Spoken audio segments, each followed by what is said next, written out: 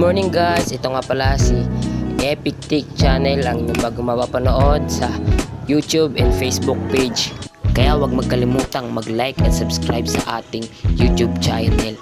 By the way guys, pupunta pala tayo dun papuntang Montevista dahil tayo po ay maglalatag ng wire ng cable sa wifi. At kasama ko po ngayon ang aking pinsan na si Dandan at si Wilmar, na siya po ang magsungkit at ako po ang magsungkit po, kaming dalawa ni Wilmar, and meron pa po kaming kasama na pupunta. So ngayon guys, magpapagas muna tayo, mag full tank tayo para medyo malayo-layo kasi ang ating babiyahin. Bago tayo pumunta sa kasamahan ng aking Kuya Wilmar ay magpagas muna tayo. Yun nga guys, update ko kayo, andito na pala kami sa lalatagan namin ng cable ng wifi. At ito po ang aking mga kasama ngayon. Ayan, si Wilmar ang naka-jacket.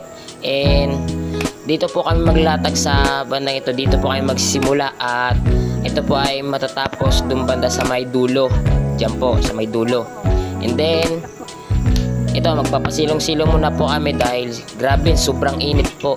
Update ko lang ulit kayo guys pag ngayong maglalatag na kami, pag nakapagtrabaho na kami. See you guys! Ito nga guys, at gumagawa ko ng cable tie para ikabit sa mga wire dun sa poste.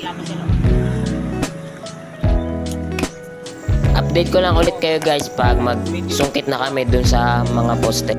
Sa part na ito guys ay sisimulan namin maglatag ng mga wire. Magduwal ka, Choy.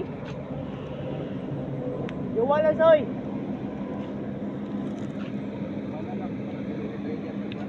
Grabe, sa part na ito guys ay grabing init. Ang mukha ko ay namumula na. Doon ka poste gingon ni mo. Yan na. Ito, kamoy. Ay pa. Pwede na ronde ay. Wala. Guys, naglatag kami ngayon. Bangin nyo na.